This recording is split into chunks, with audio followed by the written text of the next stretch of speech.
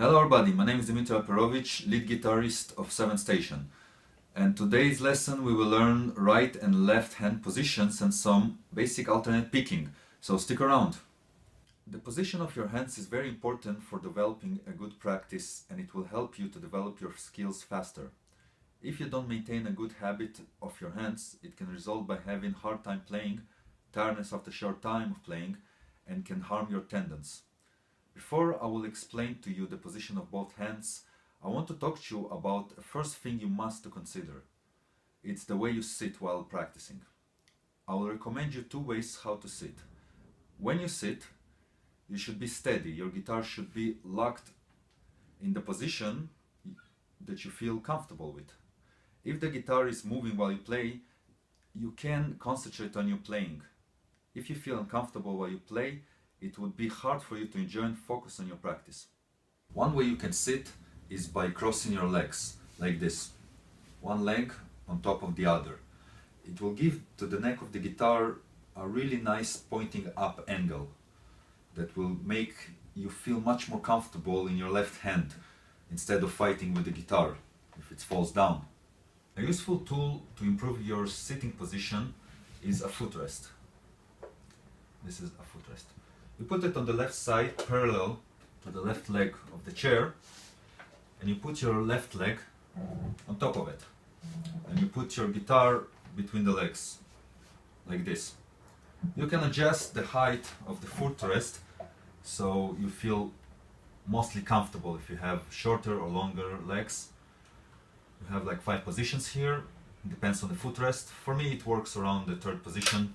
I feel great with that. This position is used mostly by classical guitarists, but a lot of electric guitar players uses this as well. It gives you very good angle to your neck, pointing up. It's very steady. Your hands are really free just to focus on playing and nothing more, not like holding the guitar or afraid that it will fall. In this position, it's not likely going to happen. There are some points you need to be aware of while you're sitting. First of all, keep your back alive. In other words, don't lower your back too much down. It can hurt your back in the future. On the other hand, don't try to straighten up too much. It will be really hard for you to see the neck, the fretboard or anything else, and it's really uncomfortable like this. Try to find really easy position that you feel comfortable and that you can see everything. Next point is the chair. Try to find not too low chair and not too high. A good chair that your legs will easily be grounded. And one more cool thing about the chair, try to sit in the middle. Don't lay back, it will be really hard to play or your guitar will fall. And I'll show you also a great example of why you should sit in the middle where your legs are grounded. Sit a bit straight and try to lift your hands up. Concentrate on the feeling. Now do the same when you're laying back. Try to lift your arm. Try to memorize this feel. You'll probably come to conclusion that when your legs are grounded and you're a bit straight, it's much easier to lift your hands, to make you much better player, an easy player, than if you try to play it like this. The last thing I want to talk with you about the sitting position, it's the angle of the neck. The angle of the neck is very important for your playing. Try to keep it around 45 degrees, that it's going up, starting from the beginning of the neck and going up, up, up, up, up, up, up, up, up, up, up, up. If you see in some point that it's straightened up, it's not that good. You will feel much more comfortable if the neck will be in this angle. Also, one point that you can see that you have the right angle is if you look at the tip of the guitar and your shoulder, If it's more or less parallel, you are good to go. Now, when you know what sitting position is best for you, let's focus on the right hand. The right hand is called the picking hand. Well, because you hold your pick in the right hand. First of all, let's look at the arm position. The arm position should be directly connected to the string. What I mean by that? If your arm is too low, it will be really hard for you to reach to the strings, especially to the lowest string. If it's too high, well, you have the same problem. Just now it will be harder for you to reach the first strings. You need to find a really nice position that you feel like your whole arm connected from the elbow down to the hand to the strings. It will be easy for you to pick. One more thing that you need to think about is that when you're picking from the first string to the last, your hand is slightly moving a bit.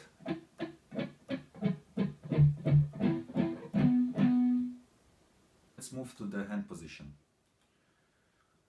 There are lots of different hand position. If you look from guitarist to guitarist, they're really different.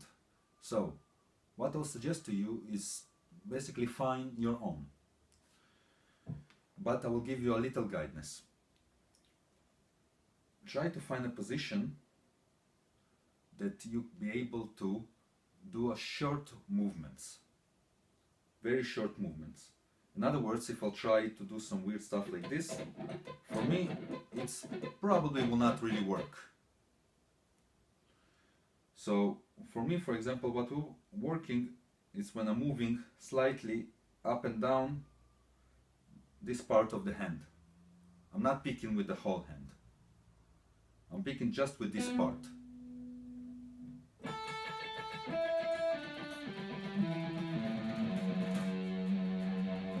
So just try to search what position will give you smaller movement. The last thing I want to talk to you about right hand is the pick position and angle. Lots of guitarists have a really serious problem with this issue, and it prevents them to progress. So, about the pick.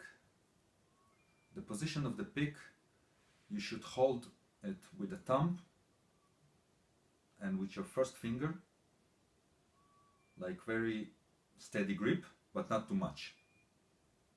You want to feel comfortable, but not too loosey, otherwise the pick might fall. About the angle, it's very important. And now concentrate, please. The angle of the pick should be in that way that it will cut the string really easy. Now, if you put it straight on the string, you will see that it takes really long time until you're going through the string. It will be really hard for you to pick like this. On the other hand, if you completely turn it around, it might feel easier, but the sound will not sound that good. So in other words, what I suggest you is to pick it a bit slightly on 45 degrees angle and try to use a bit of the tip and the side of the pick, like this.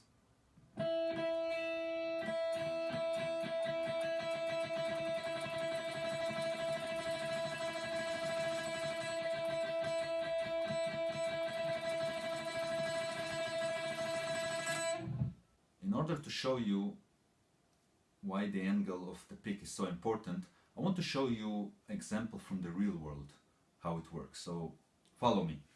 Thank you for joining me back. Now I will demonstrate you on the real world how the pick angle is important. Imagine that this is the pick. Here you have the string and you need to go through it. If you try to go with too much straight angle, well, it might take you forever, or you will not be able to cut it that good. But if you change a bit the angle, like we talked about in 45 degrees, you'll see now the result.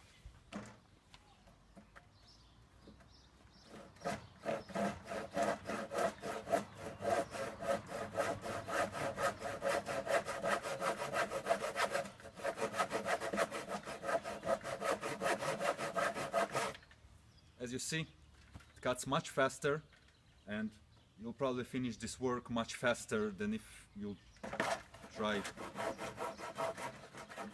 with a straight. So this is the theory in the practice world. Now let's move on to the left hand. First of all, let's talk about the arm. The arm, it's the connection to your neck of the guitar. So I'm suggesting you open up a bit the arm. Don't hold it too tight to your body. It will be much harder to move through the neck. Open it a bit up. And keep in mind that the wrist should be straight. Don't try to twist it in or out. Pretty straight. Now we'll talk about the thumb. The thumb is a very important point for resting on the neck. Don't push too hard on the thumb. Just let it go, just put it easily so you can move around easily. You will not be able to move fast if you press it too hard into the guitar. It will be really hard to move. Pretty light touch. And you can move very easily. Finally, we'll talk about the fingers. What I want to teach you about the fingers, it's about the angle, how you put correctly your finger. Well, basically what you need to do is to put your finger in its natural way.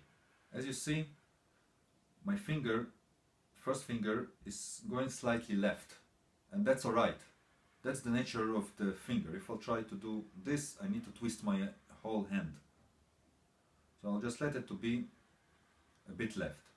The second and third finger are pretty straight. And the fourth one going a bit to the right.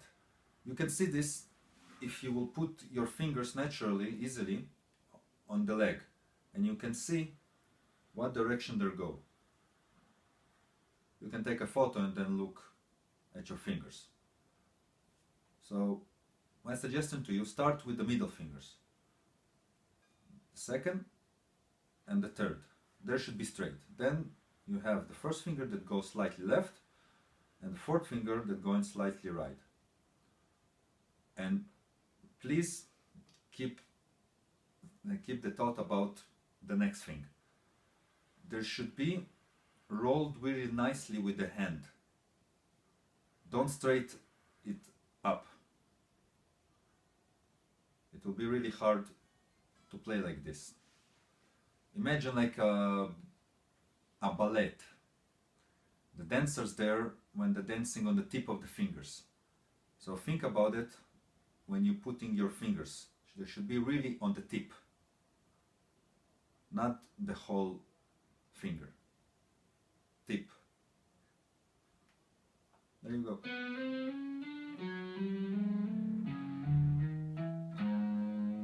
Now, I want to talk to you about one of the most common techniques you will learn in these lessons. It's called alternate picking.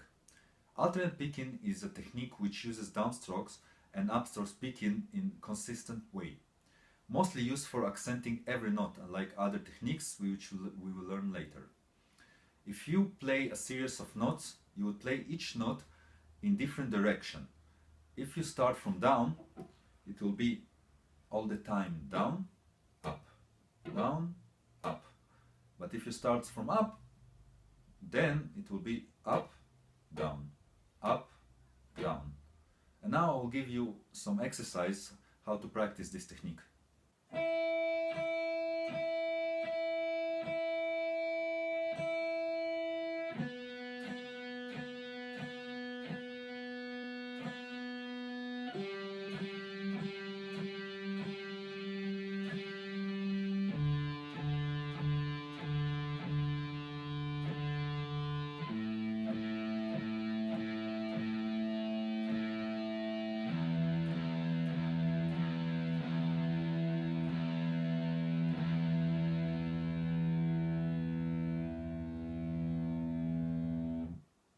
suggest you to practice this exercise very slow, starting down and starting up. Once down, once up. So you want to work on the technique from both directions, so you will be comfortable if you need to start from up or if you need to start from down. The last thing I want to talk in this lesson is basic rhythm. As you saw in the exercise, some notes I played slower and so faster. Let me explain that to you. The beat is the most basic thing in rhythm.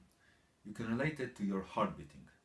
As your heart beats slow or fast, so the beat in the music does the same. A beat can be called pulse as well. The first notes I played called quarter notes. A quarter is our beat in this exercise. If you take 2 quarters and tie them together, you will get a half. Half is when you play once, but wait 2 beats. I will show you. This is a quarter. 1, 1, 1, 1. Half will be 1, 2, 1, 2, 1, 2, 1, 2, 1, 1, 1, 2, 1, 2. When you take in 4 beats and tie them together, you'll get a whole. Whole, it's the same, you're playing once, but you wait for 4 beats, like this. 1, 2, 3, 4. 1, 2, 3, 4.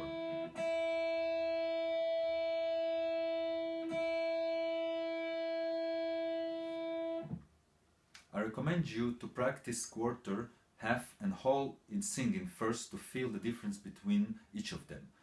I'll give you an example. 1, 1, 1, 1, 1, 2, 1, 2, 1, 2, 3, 4, 1, 2, 3, 4. I'll try to mix them a bit so it will be more interesting. 1, 2, 1, 2, 3, 4, 1, 1, 1, 1, 1, 2, 1, 2, 1, 2, 3, 4. You can sing it in numbers first, so it will feel easier, but then you can try to make it in some syllable like ta, ta, ta, ta, ta, ta, ta, ta, ta, ta, and so on until you feel very comfortable with it. If you like this video, please share it with your friends, post comments, and subscribe to my channel. Bye bye!